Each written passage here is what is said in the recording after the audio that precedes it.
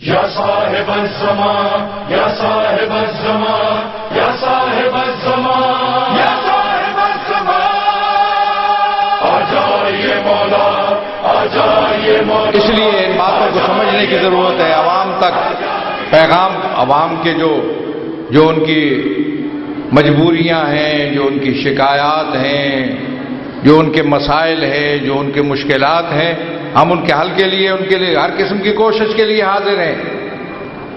البتہ میں سمجھتا ہوں کہ اس وقت تک ہم اس بات پر آمادہ نہیں ہیں کہ کسی مسلح کارروائی کے ذریعہ اس مسئلے کا حل تلاش کریں. نفی کرتا ہوں ٹوٹل اس بات کی کہ کوئی مسلح کارروائی اس مسئلے کا حل نہیں ہے. اس مسئلے کو بگاڑنے میں اور زیادہ معاون ہو سکتی.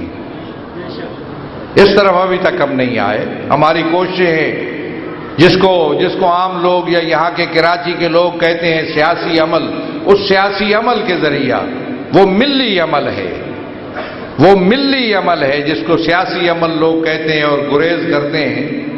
ہماری چونکہ ذمہ داری ہے، ہم اس کو سمجھتے ہیں، ہم اپنا فریضہ سمجھتے ہیں، اپنا وظیفہ سمجھتے ہیں، الہی فریضہ سمجھتے ہیں، آل محمد کی طرف سے عائد کردہ فریضہ سمجھتے ہیں.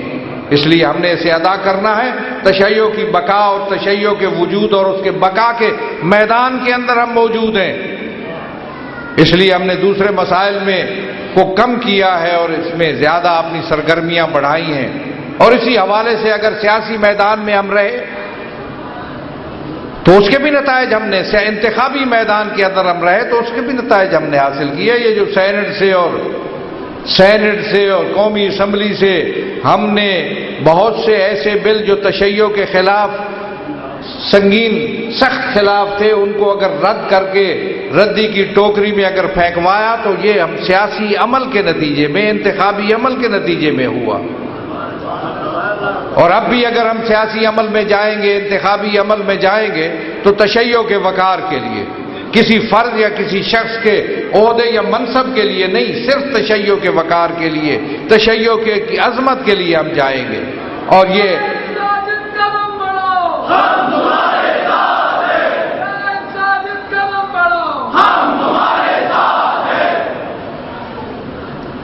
اپنی صفوں کے اندر وحدت کا مقصد یہ نہیں ہے کہ آپ کسی کو فلاں کو تسلیم کریں اور فلاں کو نہ کریں. وحدت کا مطلب ہے موقف ایک ہونا چاہیے اور دانش مندانہ ہونا چاہیے. جذبات کی میں قدر کرتا ہوں، میں جانتا ہوں تمام جذبات کو اور محبتوں کو میں سب کی قدر کرتا ہوں، لیکن دانش مند، جیسے میں نے کہا نا کہ اپنے مشن کو سمجھنے کی کوشش کیجئے، اپنے مشن کے بارے میں واضح اور روشن ہو جائیے. وہ روشن ہونا، واضح ہونا، اچھے طریقے سے اپنے مشن کو سمجھنا اور اس کے لیے دانش مندی کے ساتھ جد و جہد کرنا اور کوشش کرنا اور کسی قربانی سے دریغ نہ کرنا، میں سمجھتا ہوں یہ کامیابی کی کلید ہے اور کامیابی کی مفتاح ہے. ہمیں ایک موقف کو سامنے لانا چاہیے، ایک موقف ہو اور ایک آواز ہونی چاہیے تاکہ ملت کی عظمت کا تحفظ کیا جا سکے، ملت کے وجود کا تحفظ کیا جا سکے، ملت کے وقار کا تحفظ کیا جا سکے. البتہ میں سمجھتا ہوں کہ قومیں اس قسم کے نشیب و فراز سے گزرتی ہیں. ایسی صورتحال قوموں پر آتی رہتی ہے جس صورتحال سے تشیع دوچار ہے. تاریخ کے اندر اس کی مثالیں اور بھی ملتی ہیں، خود تشیع کے حوالے سے ملتی ہیں.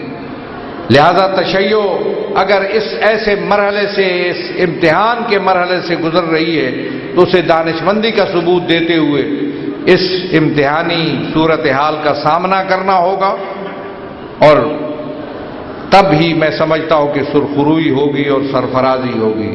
ہم نے بہت سے تاریخ کے ایسے واقعات اور ایسے مراحل دیکھے کہ جہاں ظلم اور زیادتی کی انتہا نہ رہی، لیکن اس کے باوجود اپنے مشن پر قائم رہنا، مشن کے لیے قربانی دینا، مشن کے لیے زحمتیں برداشت کرنا، یہ شعار رہا ہمارے ان بزرگوں کا جو گزر چکے ہیں اس سے.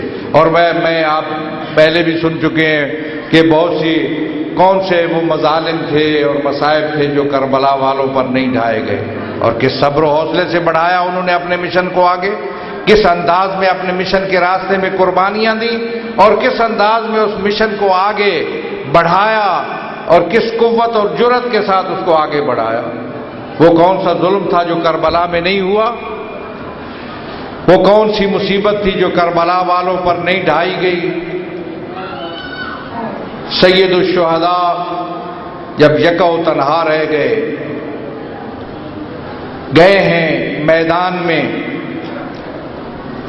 جب میدان میں سید الشہداء گئے، ذوالجناح واپس آیا تو سوار زین پر موجود نہیں تھا، زین ایک طرف ڈھلی ہوئی تھی۔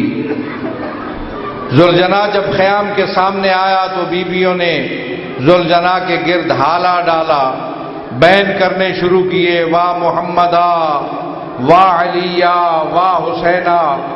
اتنے میں حسین کی چھوٹی بیٹی آگے بڑھی، سکینہ آگے بڑھی اور اپنے بابے کے گھوڑے سے سوال کیا، یا جوادہ ابھی، میرے بابے کے گھوڑے یہ بتاؤ کہ کیا حل سکیا ابھی ہم قتلا شانہ، میرا بابا 3 دن کا بھوکا اور پیاسا تھا، کیا میرے بابے کو کسی نے پانی پلایا یا میرا بابا پیاسا شہید کیا گیا؟ امام زین العابدین گزر رہے تھے بازار سے، ایک شخص ذبح کر رہا تھا جانور کو، امام نے کہا کہ تم نے اس کو پانی پلایا یا نہیں؟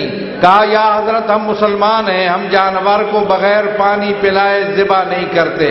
رخ کیا امام زین العابدین نے کربلا کی طرف، کہا بابا یہ مسلمان حیوان کو بھی پانی پلائے بغیر ذبح نہیں کرتے، تجھ جیسے فرزند رسول کو 3 دن کا بھوکا اور پیاسا شہید کر دیا۔